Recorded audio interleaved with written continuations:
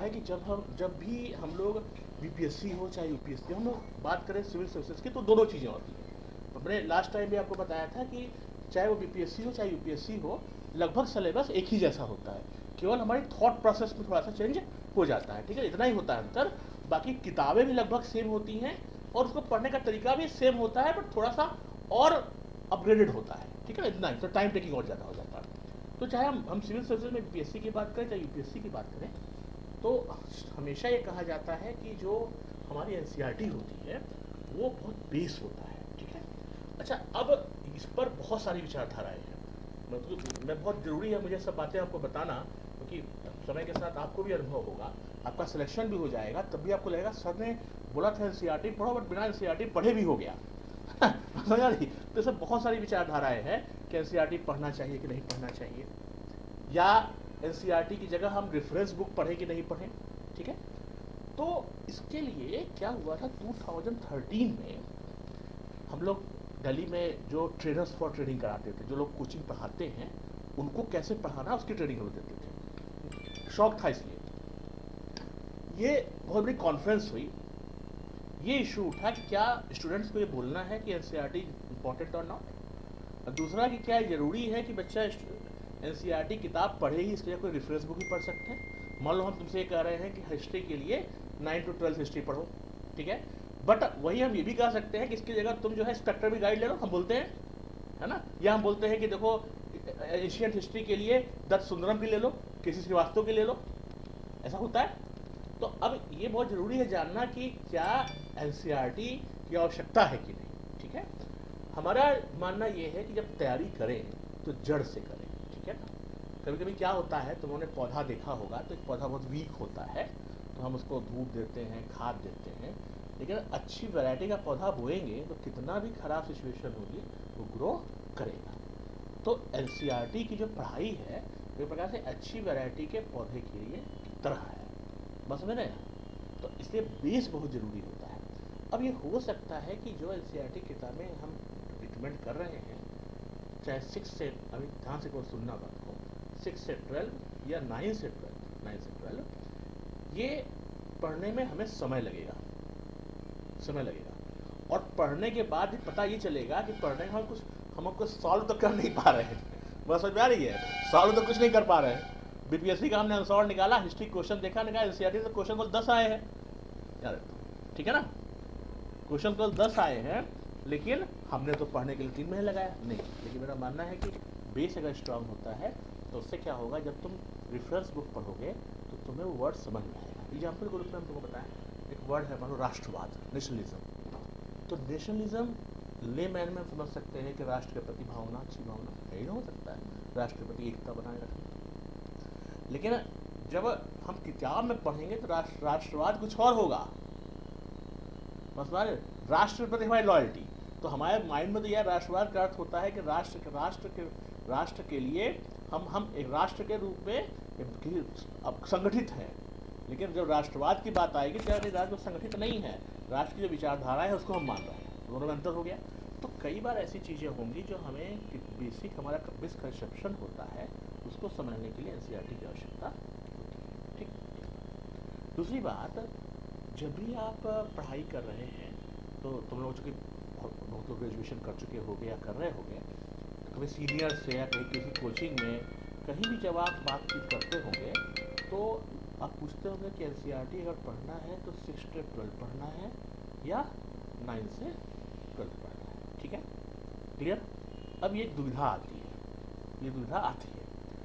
तो अब यहाँ पर मैं ये बोलूँ कि आपने जहाँ पर क्लास 1 to 12 पढ़ाई किया वो स्कूल कैसा था, वहाँ के टीचर कैसे थे, तो हमें इन मुद्दों पर नहीं जाना है, वो टीचर अच्छे थे कि नहीं, स्कूल अच्छा था कि नहीं। हमें इस मुद्दे पे जाना है कि क्या क्लास 9 to 12 पढ़ना है या 6 to 12 पढ़ना है। ठीक है, इस पर बहुत सारा रिसर्च हुआ, बहुत विवाद हुआ कि हम 6 to 12 रिकमेंड करें या 9 to 12 रिकमेंड करें। ठीक है, 2013 में जब मैं बोल रहा था, दिल्ली में एक बहुत बड़ी कॉन्फ्रेंस हुई, हम जाते थे, हमको बुलाया जाता था, जो ट्रेनिंग देते थे, बोले बहुत सारी कोचिंग है ना, तो वहाँ के जो कोचिंग टीचर्स हैं उनको हम लोग ट्रेन करते थे कैसे पढ़ाना उन्होंने एक चीज़ पूछा, तो पूछने पर हम में से किसी ने एक बात कहा कि जब बच्चों जब टेस्ट सीरीज होता है ना वहाँ पर, जब टेस्ट पेपर एक दिया गया, एक वर्ड होता है,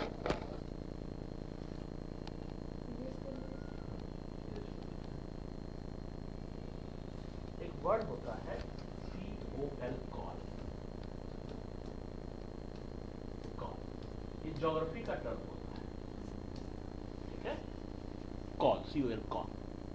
तो देखा ये गया कि जिन बच्चों ने कॉल, व्हाट इज कॉल करके 4 ऑप्शन थे, जिन्होंने कॉल का उत्तर सही दिया था, वो उनके आंसर भी 60 से ऊपर सही थे, और जिन्होंने कॉल का उत्तर सही नहीं दिया था, उसके आंसर 40-45 के रेंज में थे, आउट ऑफ 100। इनफैक्ट नॉट 100, 120 का था, तो उसमें ज़्यादा का उत्तर था। तो ये निष्कर्ष निकाला गया कि कॉल डिटरमाइनिंग फैक्टर हो सकता है। कॉल जो है क्लास 9th की ज्योग्राफी किताब में DR खुल्लर में इसकी व्याख्या की गई है, ठीक है। जिन लोगों को जानकारी नहीं है उसके लिए बता दें कि जब ग्लेशियर के बीच में पास होता है, दर्रा होता है, वो कॉल कहते हैं। दो पर्वत के बीच में जो स्पेस होगा उसको क्या कहेंगे, दर्रा। जो दो ग्लेशियर के बीच में स्पेस होगा उसको क्या कहेंगे, कॉल। बहुत बेसिक सी बात है। ग्लेशियर और पर्वत में अंतर समझ में आता है। जब बर्फ होगा तो उसको क्लियर। ऐसा भी हो सकता है हिमालयन ग्लेशियर, पर्वत भी है, उसके ऊपर बर्फ भी जमी है, तो हिमालयन ग्लेशियर, पर्वत ग्लेशियर भी हो सकता है, ठीक है। अंटार्कटिका के जो पर्वत होंगे ग्लेशियर ही होंगे, वहाँ मिट्टी नहीं होती। तो जो कॉल वर्ड हुआ ये, तब से हम हमेशा बोलते हैं अगर आप में से किसी को इसका उत्तर नहीं पता था तो फिर आप 6 to 12th NCERT को पढ़िएगा। अगर आपको इसका उत्तर पता था तो 9 to 12th पढ़िएगा। बट फिर मैंने कहा कि ऐसा कोई सिद्धांत नहीं है, क्लियर। बट गाइडेंस के लिए सबसे बेस्ट जो मेथड है, क्लियर।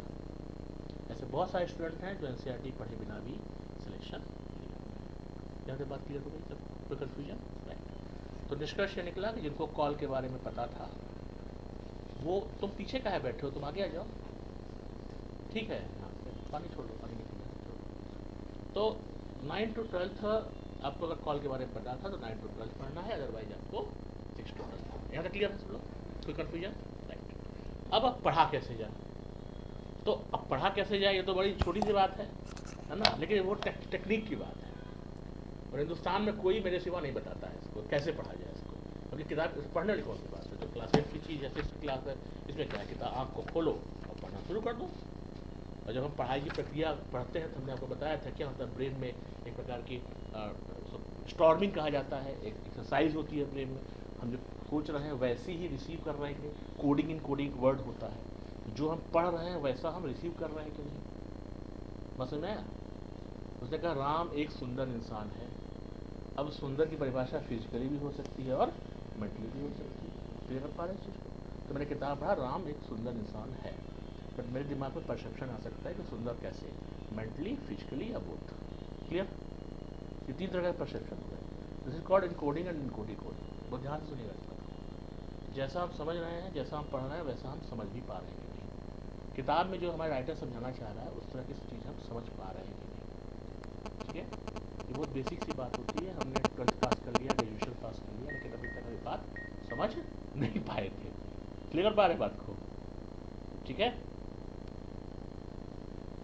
चर्बी कारतूस को दांत से छीलते थे तो 1857 का विद्रोह हो गया, यही पढ़ते थे हम लोग। उसमें प्रॉब्लम क्या थी इसमें चर्बी छीलने में, क्योंकि वो धर्म के विरुद्ध था, ठीक है। तो यहाँ पर किताब में बात कहीं नहीं लिखी थी, किताब में नहीं लिखी थी कहीं, लेकिन हम समझते थे इस बात को कि हिंदू धर्म में या मुस्लिम में भी चर्बी, सुअर की चर्बी खराब है ना, चमड़ी से, हाँ। तो ये क्लियर है इस बात को।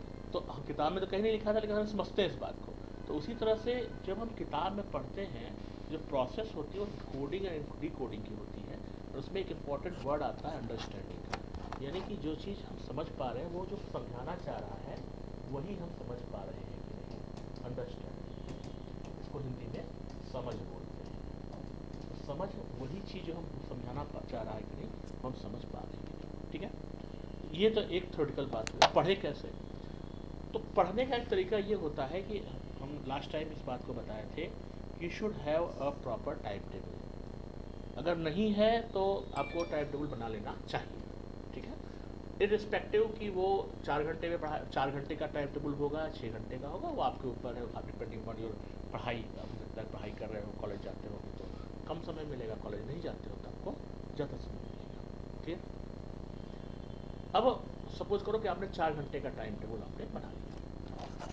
इस 4 घंटे के टाइम टेबल में 2 मेथड होता है। एक तो 4 घंटे में ये है कि आप जीएस और ऑप्शनल दोनों पढ़िए। एक मेथड होता है सिर्फ और जीएस पढ़िए, दोनों मेथड होता है। बेटर ये होता है कि सिंस यू आर बिगिनर तो आप जीएस की तरफ ज़्यादा ध्यान दें, लेकिन ऑन द अदर हैंड आपका ऑप्शनल भी तैयार होना चाहिए। इसलिए तैयार होना चाहिए क्योंकि कई सारे ऑप्शनल ऐसे होंगे जो जीएस के भी पार्ट बनते हैं। हो सकता है आपका ज्योग्राफी हो, आपका हिस्ट्री हो, आपका पॉलिटी हो, मान लो इकोनॉमिक्स तो मान लो नहीं होगा आप में से किसी का, बहुत लोगों का इकोनॉमिक्स होता है, ठीक है। बट हमारा सुझाव ये होता है कि जब भी आप पढ़ाई करें तो जनरल स्टडीज़ के साथ साथ ऑप्शनल की भी पढ़ाई करें, ये बहुत ज़रूरी चीज़ होता है, ठीक है ना। तो भले ही ये हो सकता है कि आप 4 घंटे में से 3 घंटे जीएस पढ़ें, 1 घंटा ऑप्शनल पढ़ें, क्लियर। अब जीएस सपोज करो आपने इस 4 घंटे में से 3 घंटा आपने जीएस के लिए निकाला है। अब यहाँ पर एक मुद्दा होता है कि मॉर्निंग की इवनिंग, ये भी एक इशू है, ये भी एक इशू है ना। तो ये आपके ऊपर डिपेंड करता है कि आप मॉर्निंग में पढ़ रहे हो या इवनिंग में पढ़ रहे हो। ये बहुत बड़ा कोई लॉजिक नहीं होता है कि मॉर्निंग में पढ़ना है, इवनिंग में पढ़ना है, आफ्टरनून में पढ़ना है, ये आपके ऊपर है। लेकिन मेरा मानना है कि पढ़ाई को 2 पार्ट में करना चाहिए। अब ऐसा नहीं कि दिन भर हम सो रहे हैं, सब कुछ रात में 4 घंटे पढ़ें। इससे अच्छा ये है कि सुबह पढ़ लें, कुछ शाम को, बेटर यही होता है। अब मान लो कोई वर्किंग है तो उसके लिए तो भाई ऑप्शन है, तो रात में पढ़ेगा, फिर दिन में ही पढ़ेगा अर्ली मॉर्निंग उठ करके। बेटर तरीका होता है 2 बार में पढ़ें, 2 पार्ट में पढ़ें। अब चाहे 2 पार्ट में पढ़ें चाहे 1 पार्ट में पढ़ें, हमको जो भी पढ़ाई करनी है दिन भर में वो 2 विषयों की पढ़नी होगी, बस समझ आ रही है। यानी कि एक टफ एक ईजी। वो टफ और ईजी आपके अकॉर्डिंग है। जैसे इकोनॉमिक्स है, अगर आपका बैकग्राउंड इकोनॉमिक्स का बहुत अच्छा नहीं है तो आपको टफ लगेगा, है ना। साइंस टेक टफ लगेगा। On the other hand history आपको ईजी लगेगी, आपको पॉलिटिकल साइंस, पॉलिटी जो इंडियन पॉलिटी ईजी लगेगा। हो सकता है करंट अफेयर्स भी आपको ईजी लगे, है ना, ऐसा हो सकता है। तो ये आपको ऊपर डिपेंड। नॉर्मली लेकिन ऐसा होता है कि इकोनॉमिक्स साइंस टेक टफ लगता है, हिस्ट्री ज्योग्राफी पॉलिटी ये सब ठीक है। अब आपने हिस्ट्री के साथ ले लिया आपने इकोनॉमिक्स, क्लियर। इससे क्या फ़ायदा होगा, हिस्ट्री इजी है, इकोनॉमिक्स टफ है, क्लियर। ऐसे करें। अपने ज्योग्राफी के साथ ले लिया साइंस एंड टेक। तो अब मेरा मानना ये है कि आपको सभी विषय को थोड़ा थोड़ा पढ़ना चाहिए। यानी कि आपको ये नहीं करना है कि एक हिस्ट्री को हमने एक बार, मॉडर्न हिस्ट्री है, मतलब एशियंट ही है, हमने कंप्लीट कर लिया, उसके बाद ही हम ज्योग्राफी पढ़ेंगे। 2-3 चैप्टर पढ़ लो, फिर उसके बाद ज्योग्राफी कुछ चैप्टर पढ़ लो, फिर इकोनॉमिक्स के चैप्टर पढ़ लो, तो स्कैटर्ड हो गया, क्लियर। यहाँ तक क्लियर हो गई बात। अब हम आते हैं पढ़े कैसे। यहाँ तक बेसिक समझ में आ गई बात ना, कि आपको मैंने 2 चीज़ बताई कि आपको स्कैटर्ड वे में पढ़ना है, यानी कि दिन में 2 बार पढ़ना है। फिर मैंने कहा कि 2 बार में 2 विषयों को पढ़ना है, टफ और इजी। फिर मैंने कहा उन 2 विषयों में भी अलग अलग चैप्टर्स को पढ़ना है, यानी कि हिस्ट्री हम खत्म करने के बाद ही हम पॉलिटी उठाएंगे, क्लियर कर पा रहे। इसलिए कि कई बार हिस्ट्री कुछ चीज़ें पॉलिटी मिल जाएंगी, पॉलिटी कुछ चीज़ें इकोनॉमिक्स में मिल जाएंगी। हमने लास्ट टाइम भी आपने कहा था इंटरलिंकिंग, बताया था इस बात को। तो इसलिए बहुत ज़रूरी है कि हम हर विषय का अध्ययन थोड़ा थोड़ा करें इन कंपेरिजन टू एक विषय को अच्छे से पढ़ें, क्लियर इस बात को। अब बेसिक चीज़ जो आज की क्लास है कि हम किसी चीज़ को पढ़ाई कैसे करें। अब मान लो कि क्लास 6th की है, अब 6th तो बहुत ईजी पढ़ता है, उसको तो मान लो हम आप लोग पढ़िए, बट हम थोड़ा टफ से शुरू करते हैं, ठीक है। अब तुम लोग बताओ, हम इकोनॉमिक्स करें हिस्ट्री करें? कितने लोग कह रहे हैं हिस्ट्री करें, कितने लोग कह रहे हैं इकोनॉमिक्स करें? हिस्ट्री वाले हैं, और इकोनॉमिक्स वाले कितने लोग हैं? 3 लोग हैं। मेजॉरिटी तो हमेशा इंडिया में तो बहुमत का शासन होता है ना, तो बहुमत का शासन होता है। लेकिन कोई बात नहीं, दोनों करेंगे, ठीक है। तो पहले हम लोग हिस्ट्री करेंगे कि हिस्ट्री का बहुमत है। तो अब हम 12th में भारतीय इतिहास है और इंडियन हिस्ट्री में हम लोग जो है यहाँ पे इस चैप्टर है मॉडर्न हिस्ट्री का ही है। अब इस चैप्टर में उसने लिखाया है कि उपनिवेशवाद से लेकर के भारत में जो अंतरिम सरकार बनी वहाँ तक की सारी बातें इसमें दी हुई है। तो ठीक है, वो तो किताब है, उसको तो पढ़ना ही पढ़ना है। अब देखो जैसे मान लो कि ये किताब आप लोग शायद मैंने बोला था कि लाने को, लेकिन कहीं तो लाए हैं कि नहीं, बट डजंट जो किताब तुम लाए हो हिस्ट्री, हाँ ठीक है, ओल्ड NCERT RS शर्मा की हो, कितने लोग लाए हैं? तो जरा निकलवाओ नेहा, इसमें है और के पास किताब देखो RS शर्मा की ओल्ड NCERT राइटर भी देख लो।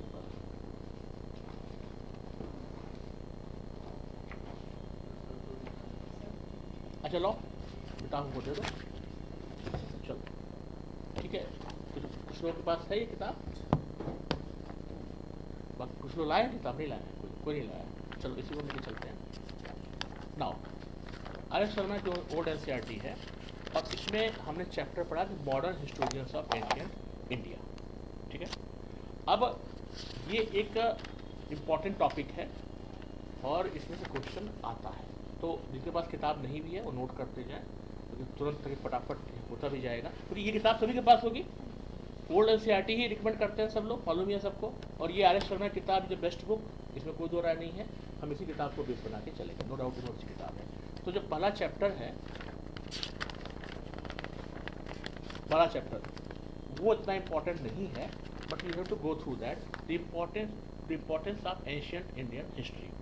ठीक है, ये उतनी इम्पोर्टेंट नहीं है, लेकिन आपको इसको भी थोड़ा सा पढ़ लेना है।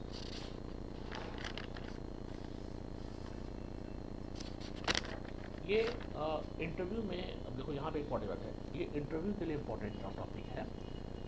What is the relation between past and future. ठीक है, तो हम बहुत सामान्य भाषा में बोलते हैं कि जो पास्ट की जो भी घटनाएं होती हैं उससे फ्यूचर का निर्माण होता है। तो उसी कॉन्टेक्स्ट में ये क्वेश्चन पूछा जा सकता है कि भारतीय इतिहास में, इंडियन हिस्ट्री में जो एंशिएंट इंडिया है, how it relates with modern India. तो वो कहना है कि एंशिएंट हिस्ट्री की घटनाओं से मॉडर्न इंडिया का जन्म हुआ है। न वहाँ पे मुगल आते, न वहाँ पे उपनिवेशवाद होता, कोलिज्म होता, न हम लोग इंडियन फ्रीडम की फाइट। क्लियर? तो यानी कि हिस्ट्री एक चेन, नॉट इन हिस्ट्री, कोई भी चीज़ घटनाएं होती हैं तो पास चेन रिएक्शन के रूप में होती है, और एक घटना होती है उससे दूसरी घटना, उससे तीसरी घटना का जन्म होता है। क्लियर? इस कॉन्टेक्स्ट से ये टॉपिक इंपॉर्टेंट है। But chapter number 2 is very important, modern historians of ancient India. इसमें मैक्स मूलर जैसे हैं, तो जितना भी जो है क्वेश्चन आता है कि कौन ऐसा ब्रिटिश, अब देखो क्वेश्चन क्या आएगा, कौन ब्रिटिशर था जो इंडियन स्ट्रगल के समय, इंडियन मूवमेंट के समय इंडिया में था। तो मैक्स मूलर तो जर्मन था। क्लियर? तो यहाँ पर एक इम्पॉर्टेंट चीज़ ये भी है कि हमें रिवर्स स्टडी, बिल्कुल यहाँ बहुत इंपॉर्टेंट रिवर्स स्टडी भी करनी है। अब हमने पढ़ लिया कि German born scholar name was Max Muller was in Great Britain when the revolt of 1857 happened. ठीक है, अब यहाँ पे मैक्स मूलर तो हमने पढ़ लिया, बट वो कहाँ का था हमने शायद ध्यान नहीं दिया। क्वेश्चन रिवर्स करके आएगा कि ब्रिटिश बॉर्न कौन था, तो अगर नन ऑफ दी आपने मैक्स मूलर करके आप आ गए। क्लियर कर पा रहे हो? क्लियर कर पा रहे हो? तो दिस इज द टेक्निक। ये आप ध्यान नहीं दिए होंगे, कोई पढ़ेंगे आप मैक्स मूलर पढ़े, आपको ये भी पढ़ना था कहाँ था। वो क्वेश्चन आएगा ब्रिटिश हिस्टोरियन, ये तो जर्मन हिस्टोरियन था। क्लियर पा रहे हैं? तो इस तरह की चीज़ों को आपको पढ़ना है। तो चैप्टर 2 इज वेरी इंपॉर्टेंट। इसमें जितने भी आपके हिस्टोरियंस हैं, चाहे राजेंद्र लाल मित्रा हो, चाहे मैक्स मूलर हो, चाहे रामकृष्ण गोपाल भंडारकर हो, ये सारी चीज़ें बहुत इंपॉर्टेंट हैं। और आपके पीटी के लिए this chapter is very important, you should go through that. और सारी चीज़ें से बहुत इंपॉर्टेंट है। V.A. स्मिथ ने कौन सी किताब लिखी, इन्होंने reconstruction of early Indian history के बारे में क्या क्या चीज़ें कहा, who criticised the Indian society. बड़ा इंपॉर्टेंट चैप्टर, उस समय की जो भारतीय समाज में बहुत सारी इविल्स थी, है ना, इविल्स थी, सती प्रथा थी, वहाँ पे बाल विवाह हुआ करता था, या और भी सब चीज़ें थी। तो उसको क्रिटिसाइज़ किया कि इंडियन सोसाइटी में ये सब चीज़ें अच्छी नहीं हैं, और इसलिए ब्रिटिशर्स की आवश्यकता है, क्योंकि उनके जो एटीट्यूड्स हैं, उनका जो कल्चर है वो ज़्यादा अच्छा है। क्लियर कर पा रहे इस चीज़ को? तो उसने कहा कि इंडिया में जरूरी है ब्रिटिश राज, है ना। अब ये मतलब इस तरह की चीज़ें जो BS में देगा, तो ये सब स्टेटमेंट आपको पढ़ना है। तो आपको जो चैप्टर 2 है वेरी इंपॉर्टेंट, इसको आपको पूरा हेडिंग से के साथ एक एक चीज़ें आपको पढ़ना है। Clear? Now we come with chapter number 3, types of sources of historical construction. It's a very important chapter. Sources क्या हो सकते हैं? रिटर्न भी हो सकते हैं, डॉक्यूमेंटेड भी हो सकता है, कुछ ऐसे मोनोलिथ्स भी हो सकते हैं, पत्थर देखा होगा शिलालेख बोलते हैं, बहुत सारे हो सकते हैं, कहाँ कहाँ से आए। तो अब आया कि ग्रेट अशोका पिलर कहाँ से आया था, कहाँ से लगाया गया था, उसकी हाइट कितनी है। अभी तो बहुत इंपॉर्टेंट क्वेश्चन की इंडियन प्राइम मिनिस्टर ने भी उसको इनॉग्रेट किया, देखा ना तुमने। तो क्वेश्चन आ सकता है ओरिजिन कहाँ से आया हुआ, तो ओरिजिनल और किस मेटल का बना है। क्लियर? तो अब यहाँ पर मैं एक चीज़ रोकूंगा, देखो होता क्या है होता क्या है कि जब हम सोर्सेज ऑफ स्टडी की बात करते हैं, सोर्सेज स्रोत, तो एक होता है प्राइमरी स्रोत, एक होता है सेकेंडरी और एक टर्शरी भी होता है। जो एनसीईआरटी होती है वो हमेशा प्राइमरी स्रोत से करती है, यानी कि हमने कहा कि अशोक का शिलालेख कहाँ से लाया गया, ये इस किताब में लिखा है ना। क्वेश्चन आपसे पूछेंगे तो किस मेटल का बना है, ये सेकेंडरी स्रोत का। और थर्ड सोर्स होगा कि क्या वर्ल्ड में इससे लंबा कोई शिलालेख है,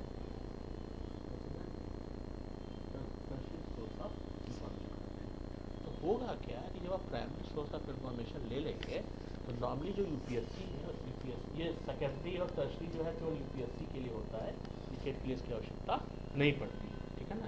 कल प्राइमरी सोर्स से काम चल जाएगा, मैं यूपीएससी केस बता रहा हूँ, ये केवल यूपीएससी के लिए है। इस केस में क्या करता है कि जब आप थिंकिंग प्रोसेस को, मैंने आपको बताया था थिंकिंग प्रोसेस को आप करेंगे तो उसमें क्या होगा कि आपके पास बहुत सारे रेफरेंस बुक्स आएंगे।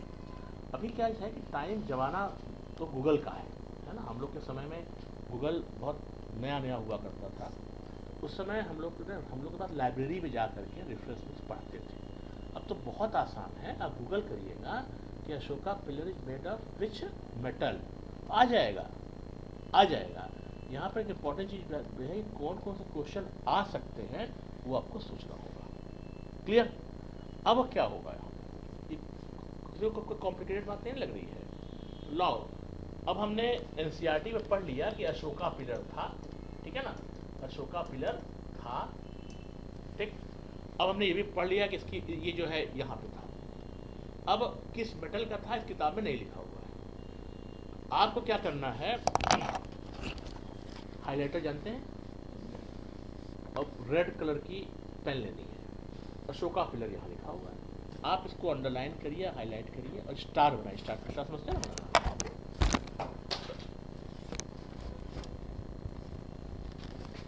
आप ऐसे एक स्टार बनाइए, स्टार 1 किया आपने अशोका पिलर पे, और वहां पर आपने क्या किया,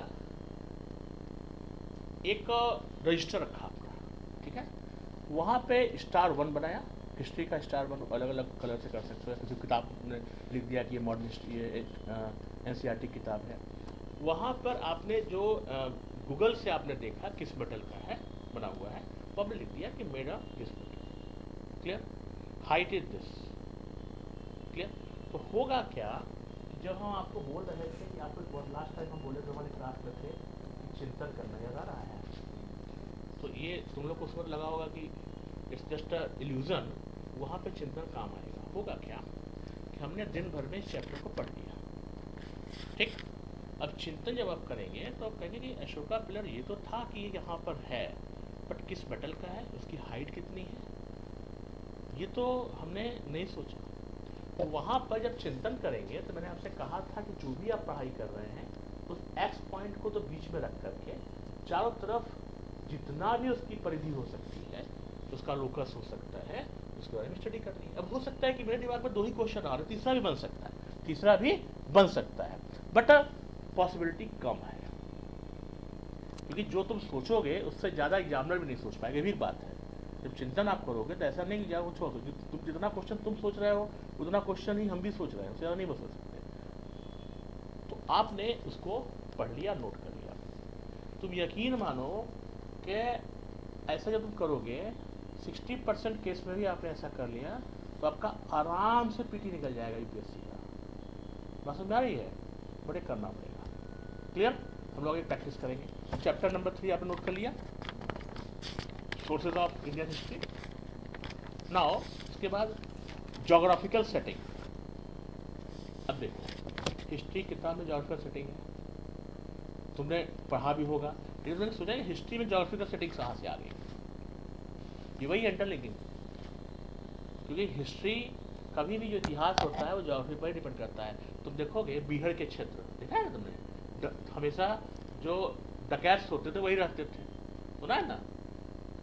मध्य प्रदेश का मुरैना भिंड वाला इलाका, तुमने कभी मैप पता नहीं लोग बनाने आता है कि नहीं यूपी का, ये मध्य प्रदेश है, ये वाला इलाका जो है पूरा बीहड़ का इलाका, ये ऐसे नदी जाती है तुम्हारी बिटवा, ठीक है ना? और उसके बाद है चंबल रिवर, सुना है चंबल रिवर? ये पूरा ये इलाका है बीहड़ है। क्यों? क्योंकि वो छिछला है, वहाँ पे पानी है, पहाड़ी है, और चूंकि जंगल है इसलिए वहाँ पे डकैत रुक सकते थे। तो हिस्ट्री हमेशा ज्योग्राफी पर डिपेंडेंट होती है। शिवाजी ने महाराष्ट्र को क्यों चुना? क्योंकि वहाँ पे किले थे, किले को फाइट जीतना कठिन काम होता है। एक बार किला को आपने बंद कर लिया तो वहाँ पर भी जीतना बहुत कठिन काम होता है, ठीक है ना? तो इसलिए हमेशा, या तुमने सुना होगा कि नेपाल एकमात्र ऐसा देश है जिसको अंग्रेजों ने कभी, मालूम है ना इस बात को? क्यों ऐसा हुआ? उसकी फिजियोलॉजिकल कंडीशन ऐसा था, गोरखा बहुत स्ट्रांग था, ऐसा नहीं है। वो इसलिए क्योंकि उसकी ज्योग्राफिक कंडीशन ऐसी थी कि वायबिलिटी नहीं थी जाना। पसंद आ रही है? जैसे कारगिल की, तो हिस्ट्री वहाँ पे बैटल फील्ड क्यों, वहाँ पे कारगिल क्यों इंपॉर्टेंट है? हिस्ट्री ज्योग्राफी के पॉइंट ऑफ व्यू से, तो इसलिए geographical setting is very important. मैंने आपको लास्ट बार भी बताया था कि भारत की जो ज्योग्राफी है उससे हिस्ट्री प्रभावित होती है। बात बहुत टफ लग रहा होगा बट ऐसा होता है, ध्यान से सुनो। लॉर्ड विलियम बेंटिक को कहा जाता है कि सती प्रथा और बाल विवाह के बहुत बड़े विरोधी थे और सुधार किया। लॉर्ड विलियम बेंटिक के टाइम में ही ऐसा क्यों हुआ? ऐसी क्या परिस्थिति कि भारत में बाल विवाह, सती प्रथा, ये सब ज्यादा होने लगा? मसला ये, तो तुम देखोगे कि जो मैदानी क्षेत्र होते हैं जहाँ पे नदियाँ, एलुवियल सॉइल्स, जो दुआब का क्षेत्र होता है, जहाँ पे बाढ़ का मैदान होता है, गंगा का पूरा क्षेत्र है, यूपी, बिहार, मध्य प्रदेश, पूरा जो दुआब का क्षेत्र है, फर्टाइल लैंड होती है। फर्टाइल लैंड जब होती है तो लैंड के प्रति फाइट बढ़ जाती है, क्योंकि वो लैंड फर्टाइल है। तो वहाँ पर single occupancy of land system होता है। Single occupancy of land system क्या होता है कि एक फैमिली है, उसका अपना लैंड है ना? कोऑपरेटिव फार्मिंग वहाँ नहीं होती, क्योंकि कोऑपरेटिव फार्मिंग इसलिए नहीं होती क्योंकि छोटी जोत में ही हम अच्छा अनाज उगा लेंगे, अगर नहीं उगा पाएंगे तो कोऑपरेटिव फार्मिंग होगी, बस नहीं। इसलिए इंडिया में तो कोऑपरेटिव फार्मिंग नहीं होती, लैंड फर्टाइल है। अब फर्टाइल लैंड जब होगी तो क्या होगा कि सोसाइटी डेवलप करेगी। डेवलप जब होती है तो उसमें क्या होगा कि क्योंकि लैंड को प्रोटेक्ट करने के लिए मैरिज सिस्टम इम्पॉर्टेंट है, इसलिए इम्पॉर्टेंट है। तो मैरिज सिस्टम जो इम्पॉर्टेंट है, तो एक तो ये है कि वो न्यूक्लियर फैमिली को ज़्यादा तेजी से प्रभावित करेगा, उसको बनाएगा, फिर जाएगा। और दूसरा क्या होगा कि जो कि खेती जो है वो तुमने पढ़ा होगा कि मानसून ये केवल शॉर्ट टर्म का होता है, 12 महीने खेती नहीं होती, मालूम है ना? 3-4 महीना भी बिजी रहता है, 6 महीने क्या करेगा? बिजनेस तो था नहीं, एम्प्टी माइंड डेविल्स वर्कशॉप, बस एम्प्टी माइंड डेविल्स वर्कशॉप तो 6 महीने खुराफात करता था, बस ना रही है। इसीलिए ये होता था, विभिन्न प्रकार की एडल्ट्री होती थी, विभिन्न प्रकार की रॉबरी होती थी, है ना? लॉलेसनेस नहीं थी, बस ना रही है। ब्रिटेन में कोऑपरेटिव फार्मिंग तो करता क्या था कि ठीक है हम 4 महीने खेती करेंगे तो 8 महीने इंडस्ट्री भी करेंगे, वही फार्मर खेती करने इंडस्ट्री करता था। भारत में तो कुछ था नहीं ऐसा। तो चूंकि 6 महीने 7 महीने आज भी होता है किसान एक काम करता है, तो 6 महीने 8 महीने किसान खाली बैठता था। भारत एक कृषि प्रधान राज्य था और है। ऐसी दशा में इस प्रकार के एविल्स आना आवश्यक, ये प्रक्रियात्मक है, समाज के लिए है, होगा, ठीक है ना? हम ये नहीं कहेंगे आवश्यक है, ये होगा ऐसा। और इसीलिए भारत में कभी भी बाल विवाह खत्म नहीं होगा। क्योंकि जल्दी शादी कर दो बेटर रहेगा सिक्योरिटी रीजन से, बस समझ आ रही है। तो ये चीज़ आपको समझना पड़ेगा। तो एग्जाम्पल के रूप में मैंने आपको समझाने का प्रयास किया कि हिस्ट्री ज्योग्राफी जो है वो हिस्ट्री को डिनोट करती है, उसको प्रभावित करती है। कैसे करती है उन्हें बता दिया आपको, बस समझ में आई। अब आगे जब क्लास में पढ़ेंगे तो देखेंगे बहुत सारा ऐसा ट्राइबल सिस्टम है जिसमें मेघालय में गारो, खासी, जैंतिया ट्राइब्स भी हैं, पहाड़ भी हैं। और जो मिशन राम ने चेरापूंजी वहाँ पे सबसे ज़्यादा बारिश होती है, सुना है ना सब बातें, क्यों सुना है, क्यों बारिश होती है भी पता है। वहाँ पे 3 क्योंकि माउंटेन्स होंगी तो वो जब जो आपके एयर होती है उससे टकराएगी तो बारिश होती है, बस एग्जैक्टली। तो ये तो ठीक है, बट वहाँ पर क्या है कि पितृसत्तात्मक परिवार या मातृसत्तात्मक परिवार, उसके भी रीजन ही रीजन है, समझ ना। तो ये हम लोग डिस्कस करें। हिस्ट्री हमेशा ज्योग्राफी को प्रभावित करती है और ज्योग्राफी हमेशा हिस्ट्री को प्रभावित करती है, लेकिन कौन ज़्यादा प्रभावित करता है, ज्योग्राफी। क्लियर, कॉन्सेप्ट क्लियर है। यूपीएससी क्वेश्चन बन सकता है कि विभिन्न प्रकार के interdisciplinary, tough question, interdisciplinary subjects जो होते हैं वो एक दूसरे को प्रभावित करते हैं। स्टेटमेंट तो सही है, सभी का प्रभाव बराबर होता है, स्टेटमेंट गलत है, सभी का प्रभाव बराबर नहीं होता है। क्लियर, वो लोग बाद में चर्चा करें कि इसका प्रभाव कितना होता है, बट यहाँ स्टेटमेंट सिर्फ ये है, सभी का प्रभाव बराबर